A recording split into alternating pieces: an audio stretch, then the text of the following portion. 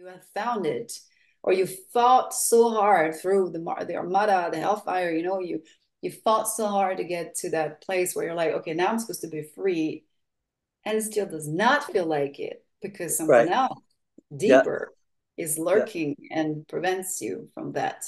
So I think, yeah, to me, it's that way. It's as long as I haven't found an answer for me, I guess you're gonna hear about it. And it's gonna be, it is gonna be, yeah, that soundtrack is, yeah, the quest for it's your inner journey, and Absolutely. Yeah.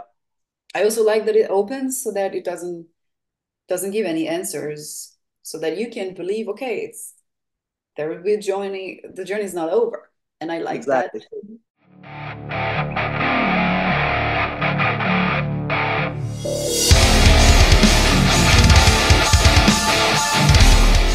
Ryan with Ethereal Metal, and I'm here again today with Clemmy, Visions of Atlantis. Clemmy, thank you again so much for taking the time to chat today. How have you been? I'm doing very good. I'm very excited for this album release, for this festival season that's beginning, for this big Armada tour, and in the fall for this Rockstar Villa that is ongoing. It's Yeah, like yeah, it's a lot. it is definitely. And I saw you post the other day that you're currently in the midst of moving as well. So congrats on that. I Absolutely, hope.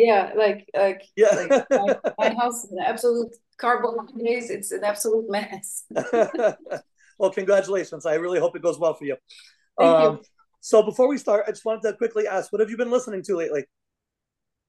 I have to admit, I've been listening to playlists to keep my mood going when I was packing and unpacking.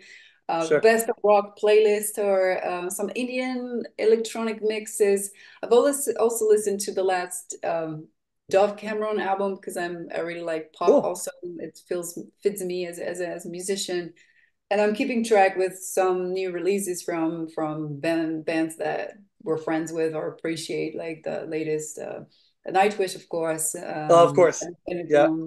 yeah. Yeah, that's great. So after seeing you all at the New York City show, it was great to not only hear Armada that night, but also you had the sneak peek of Monsters and Tonight I'm Alive. Since these songs were played after I left the photo pit, I was in the back at the front of house, and I heard a lot of people talking about them. They really enjoyed the tracks. I wanted to ask what was the kind of the remainder of the tour? How did the tracks be perceived by everybody? Well, I think that the track on the US tour, the new song that had maybe the biggest impact on the people for not having heard it ever before, it was Tonight I'm Alive, because it has Yeah, this oriental uh, vibe and groove that is so irresistible that when we started playing that song, even people who didn't know Visions of Atlantis and absolutely didn't know the song started to dance immediately. And that was very fascinating to see that we can make it have like a heavy metal crowd, metalheads dance yeah, yeah. easily. So it's funny because there was actually a couple of people in the seats near the front of house that um, they actually got up and started dancing around with the music and everything. In fact, one of the photographers I shot with, Carlos, who I think you recently chatted with, actually, he got down in the mosh pit and everything. It was great. So yeah. so I wanted to ask. So we're now just 18 short days away from the July 5th release via Napalm. Can you believe it's here already? Yeah, I mean, we've been talking about this album for months now that we've been so eager to release it. I can't wait for people to listen to the entire album because the the tracks that we've released so far, it's only two. It's just the tip of the iceberg. There is so much to explore on that record, and Yeah, for sure. I'm longing for our fans and the symphonic metal crowd in general to listen to the whole thing. And yeah, I'm not counting the days yet, but almost. Getting there close, right? So I have to say, now that I've heard the promo a couple of times through, the entire album is massive. It's much heavier, it's much bigger production, and I think it's really going to be a good thing for you guys. So I'm really excited for everybody to hear it. So having released already Armada, which is a massive track and really quite heavy, as well as the more introspective Monsters, fans are obviously eagerly awaiting a third single. Will there be one more single prior to the album dropping, or is it going to be the same Yes. day? No, it would be 3 days before the album release. Oh, cool. And are you able to tell us which track is going to be next? I don't know if I want to, like, when are you going to post that? When are you going to post our interview? The interview will be up in a few days. I don't know if I want Yeah. to, yeah, break the mystery. All right, that's cool. We'll wait for it then. Yeah. Um, so I wanted to ask also. So after we spoke in New York, it was clear that Pirates 2 was obviously a natural evolution. Following Pirates, and now that I've been through the promo several times, it's really clear. This time around, like I said before, it's bigger, it's heavier, it's even a little bit darker, but even more hopeful than before. The production, orchestral arrangements, even are massive. And this, for me, it's your best album yet. Can you talk us through some of the creative process behind the whole album? So it was like basically we don't change a winning team. So we were like, all right, it worked so well with Pirates. We loved that album and we loved the fact that people loved it. So we decided to just do exact like take the same people, do for the same thing. The main difference is that for Pirates One, when we started the writing process, we didn't know where we were going. The deciding to be a pirate band happened in the middle of the whole process. Sure, Pirates Two, we knew from the start we're a pirate band, so let's create and explore this world at the same time that we've created. You know, it's like now we have a frame that is very defined yet large enough to imagine any kind of stories within it. So it was very inspiring, very liberating to have a goal like a North Star. It's not for like sure. we have Yeah, to do Pirates again because it's no point for us as artists to write twice the same song, you know. But absolutely. like, Yeah, all right, this is our way. We found it. We love it. We feel like we can create so much within it. So let's go. And Meek was so creative, like so inspired. He wrote way more songs than way many more than what happened to become Pirates 2. sure. That we, at some point, the hardest choice was eliminating some songs. Of course. Yeah, that's got to be. But that's also why we have bonus tracks in some of the editions because we were like, oh, this song's so good. Can we keep it somehow? And yeah, this process was very more flowing because from day one we knew where to go. We didn't know what the road was going to be made of, and the road was made of all these songs that were written in the way on the way. But it felt really good to explore that path. Yeah, and I was gonna say it feels more seamless also. So that's definitely there too. Um, so I wanted to talk about, for me, two really massive tracks. The Dead of the Sea, I know we spoke about very shortly in New York City, but that track is really great. And also Hellfire, two of the heaviest tracks on the album. Um, the orchestral arrangements and all the instrumentals are massive, epic. The vocals sound bigger and better than ever before, I think. Can you talk about the inspiration behind these two tracks and how they came to be within the writing order of the album as well? I think I think Hellfire was one of the top first three songs that were written for the new album. Okay. It evolved a lot from the first version, and it almost at the beginning I think didn't make it to the album when other stuff was written and we connected to these stuff more than the first songs that were written. But we made it heavier and we played with the vocal ranges, especially mine. Like I'm switching register within the first Yeah, verse, yeah, which is not very like we never did this before, and keeping a very big opera vibe, even if it's still done in a light way, and having the big contrast with the heaviness of the whole song. And sure. um, like this was like one of Meek's experimenting on guitars and bringing more metal to Visions of Atlantis because yeah, we love metal, we're a metal band, and Of course.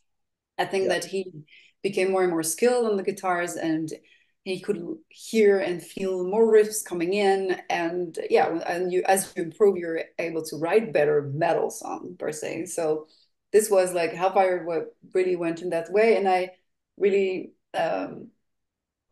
love to be able to incorporate those heavier choirs and the more symphonic metal parts with that operatic vocals and going all the way with going very high notes at the end and making it bigger than just more epic. Just this is one of the tracks we were like, let's go all in symphonic metal.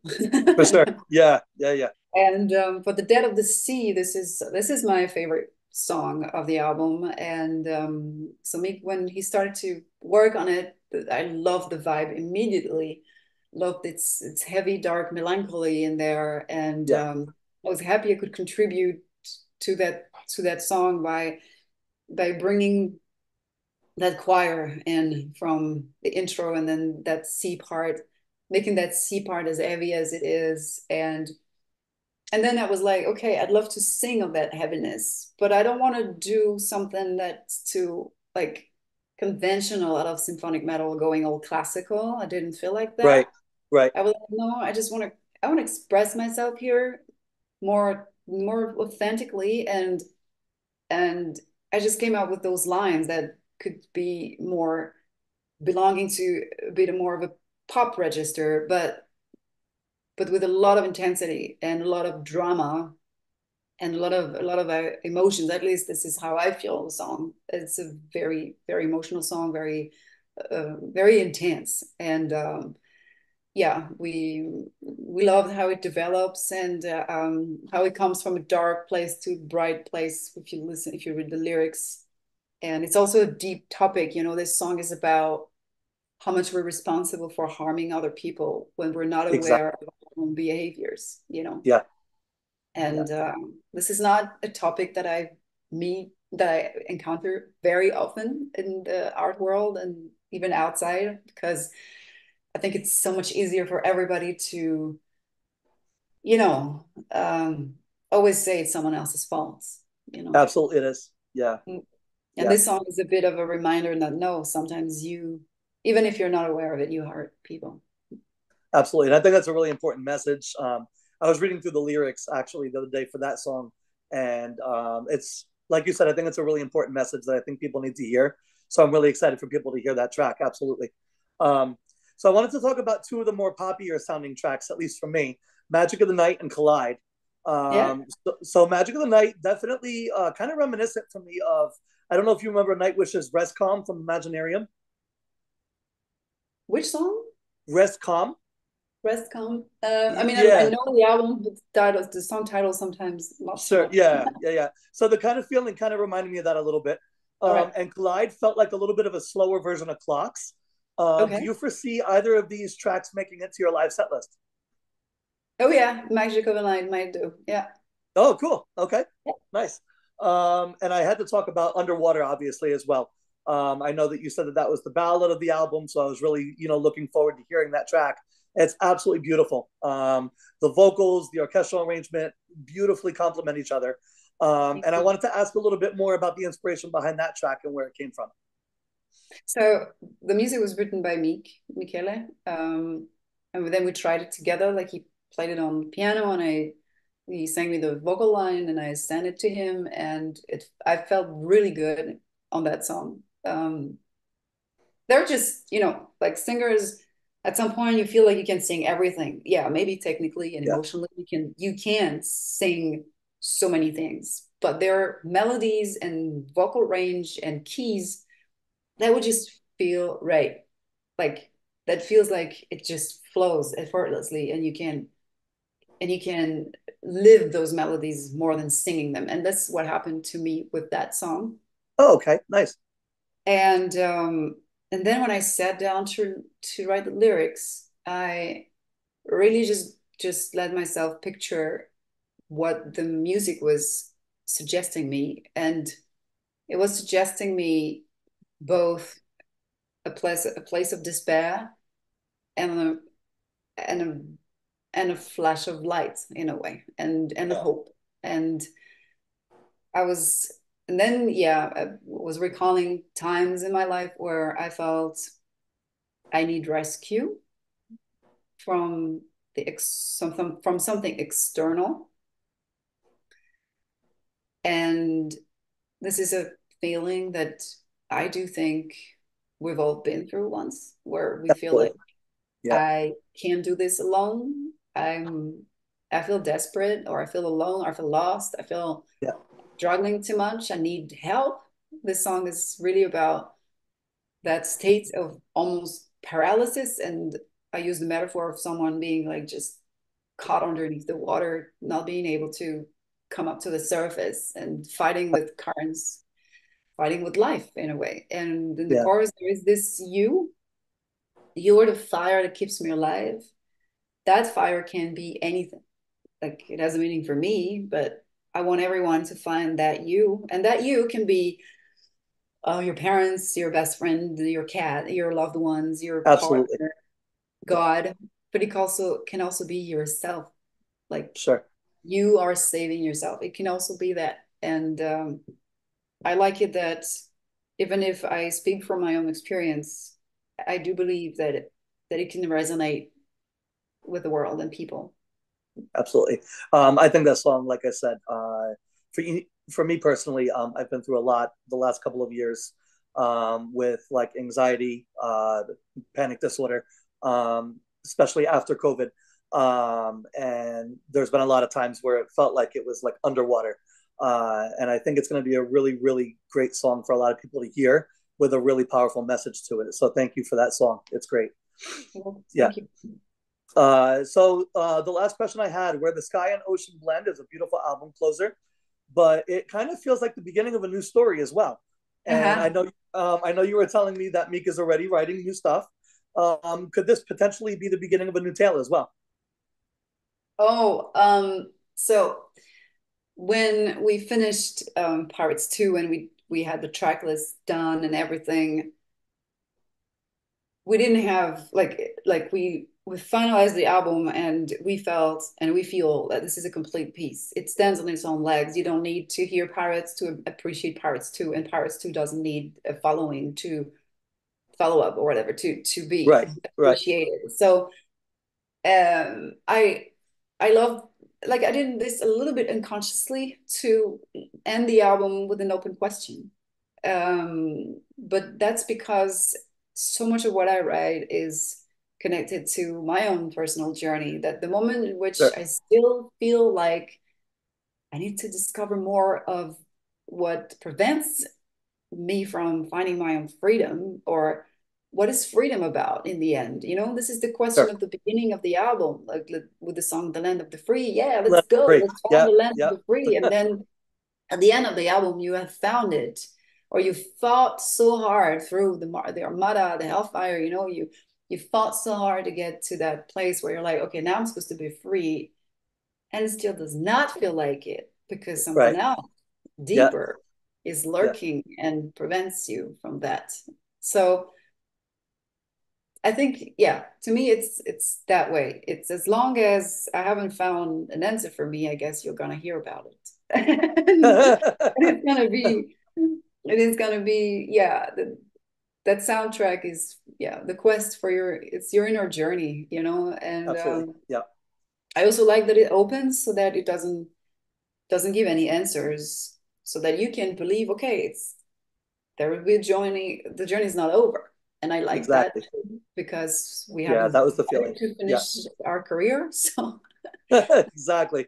Yeah, yeah. That's great. So, Clemmy, thank you so much for taking the time to chat today. thank you for having me Um, again. yeah, Pirates 2 Armada is going to be out again July 5th via Napalm Records. There will be a pre order link right below the video in the description. Clemmy, thank you again. I hope you have a great rest of the day, and Thank you. really excited for this album release for you all. Thank you very much. Have a nice day as well. Inside you.